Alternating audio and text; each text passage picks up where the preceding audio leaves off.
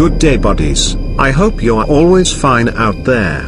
In today's video, we will be moving our DColonyyt to their new bioactive setup, as their current formicarium is too small for them, and their waste products. We will also review their new epic ant farm, make them an ant cave, and see if they will like it. We will also meet the colony's gate, as I caught her laying eggs. Anyway, welcome back buddies. And for those new to the channel, you're also welcome to DColonyyt.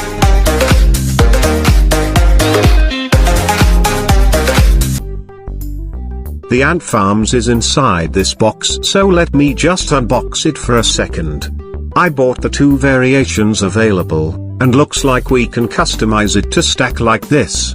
But we're not doing that today.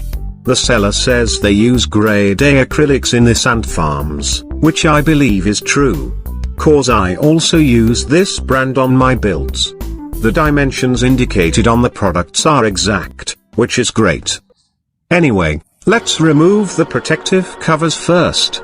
Isn't this design familiar buddies?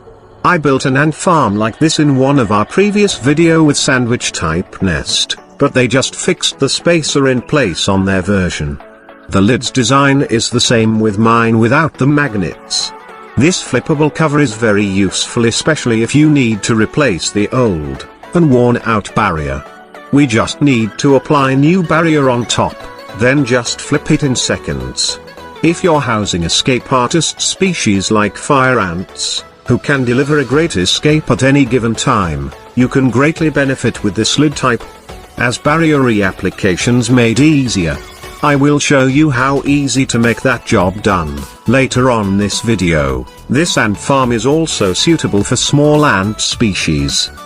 The magnets will force them to pass the barrier first, before making an escape. As the lid is greatly bind to the enclosure. Corner fittings are perfect too. This is probably the best ant farm that I have purchased so far. Let me compare this to one of my ant farms with the same price. Can you believe their size difference buddies?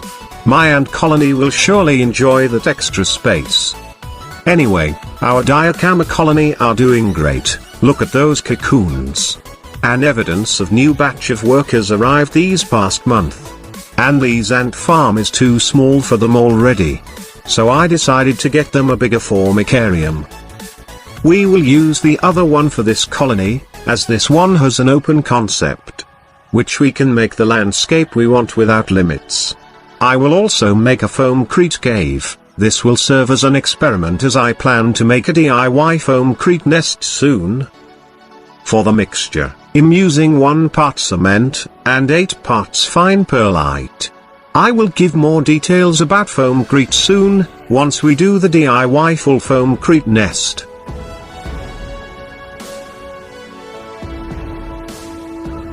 After 12 hours.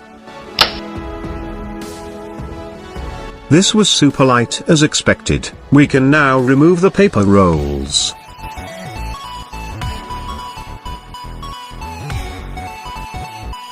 The foamcrete is not that hard yet, so I accidentally made a little slice here. No worries, since this will be buried under the substrate. But next time, I will let it dry for 24 hours.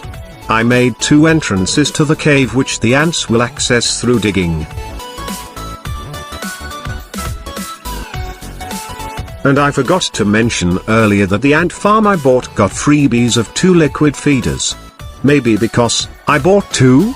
I don't know, but thank you so much to the seller for this 2 feeders, and they also sent this free ant seeds mix, which loved by my fire ants, Fdolly and Diversa colonies.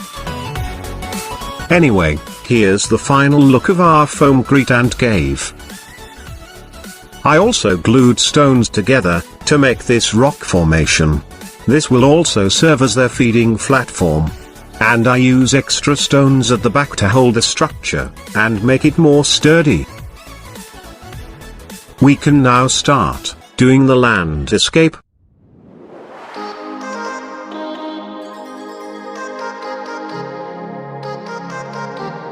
I'm using 80% clay soil on the left side, cause I will be planting this part with moss later on.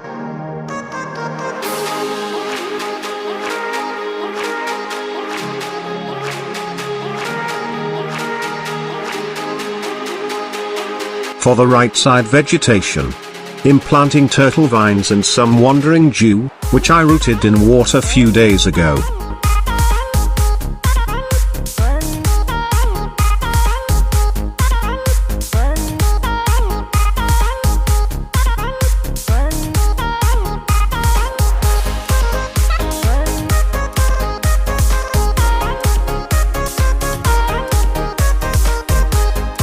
And our build will not be complete without the touch of a driftwood and leaf litters, and also cork barks for our cleanup crew, as we will also house isopods and springtails here. I will let the isopods settle here before the ants. We'll just collect some. The babies we saw on their past video are mostly adults now. Did you see them on leaf litters? There's also a lot of them burrowed to the substrate. I will let our janitors, or pet isopods settle here for at least a day, before we move our diorama colony in, to simply adjust the isopods to the new place.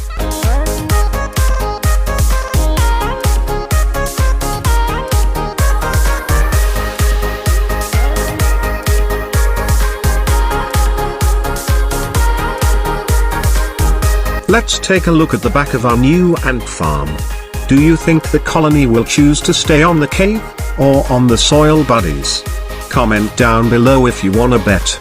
Anyway, this foamcrete cave will also help me determine if the ant farm needs to be hydrated, as it turns light in color when it's dry. And foamcrete absorbs water well, so I'm excited to make a full nest out of them. Anyway, I will now apply the ant barrier. This is why I used this lid design on my DIY formicariums. You can see how it's easy to apply a barrier. We also have this guide here around. After drying, we can just flip the cover in a second, and put the magnets in.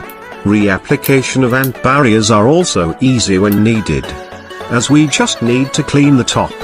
Apply a new one, then flip the lid, as simple as that. You will refresh your ant barriers with less effort. After 24 hours, we can now introduce our ant colony. I'm using this tubing to migrate them, as the space where I will put this ant farm is limited. So, I need to lay the old one to the top, while waiting for them to move. I'm making a starting hole here, then get them connected. It takes about 5 minutes, before they decided to venture out of the tube, and discover the bigger world waiting for them.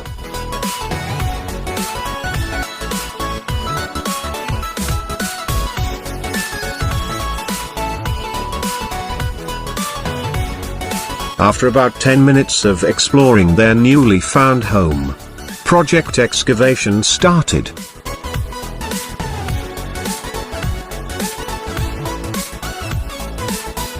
It's about 10% of the colony is here on the new setup, working. The rest are still on their old formicarium. That worker is holding a new batch of eggs. But what I finally saw next is the colony's gummagate, as she lays an egg, just before my eyes. I'm happy to finally meet the colony's highest authority, before they move to the less visible setup.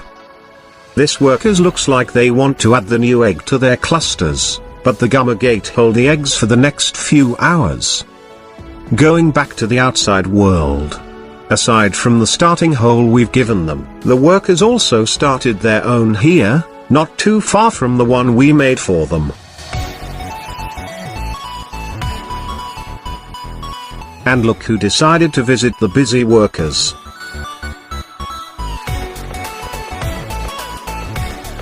Anyway, after several hours, I gave them a water source to hydrate them before I go to sleep. And a drop of honey to energize them for the overnight digging. In the morning, The colony migration is completed. Only few workers now are left, on their old setup, maybe checking if they left anyone. A mountain of soil is formed, an evidence of the ants' activity the whole night. The drop of honey has also been fully consumed. Let's set aside this for a while, then spread the soil evenly.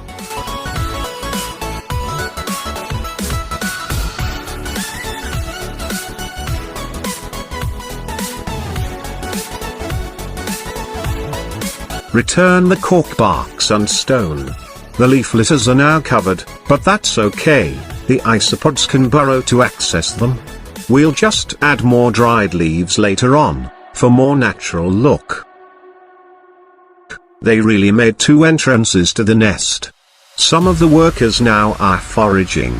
So, let's do a live feeding, to showcase this girl's ability to hunt. Let's offer them some roach nymphs. I will just drop them inside. The workers are now alarmed, and started the hunt.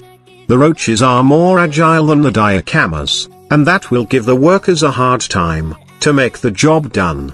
But their teamwork and intelligence will help them corner and take down their prey, and bring it home to be consumed. They hunt the roaches one by one.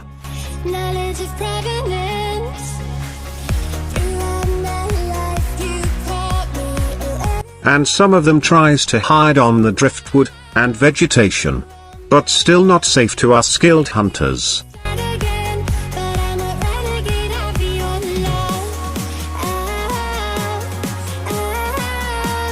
I gave them some drops of sugar water to refill their energy spent on hunting.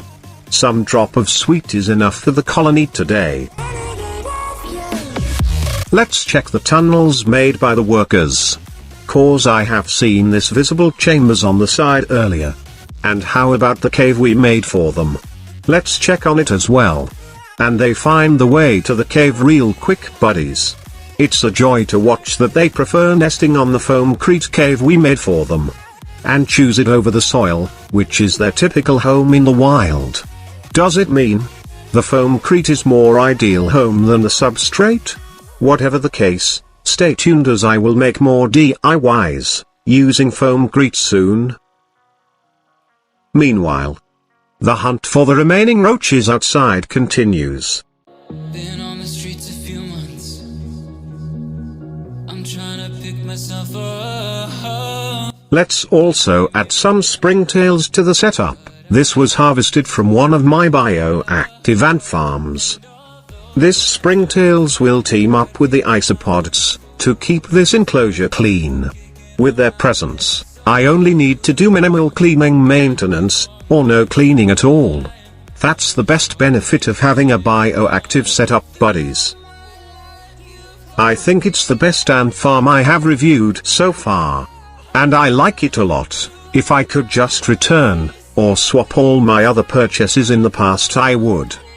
Because this ant formicarium's got a whooping 10 stars rating, from yours truly. It's just perfect for me, from the affordable price, to the high-end quality. I think I will purchase more soon, as I would like multiple connected ant farms like this. How about you, buddies? Would you consider having one of this soon?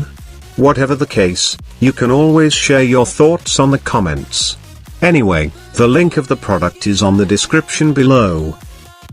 I just hope you have learned something from this video, guys. Be a genie for the first time, by granting my wish and tapping the like and share button, that would help a lot. This is DColonyyt, saying goodbye. For now. But hoping to see you on my next videos.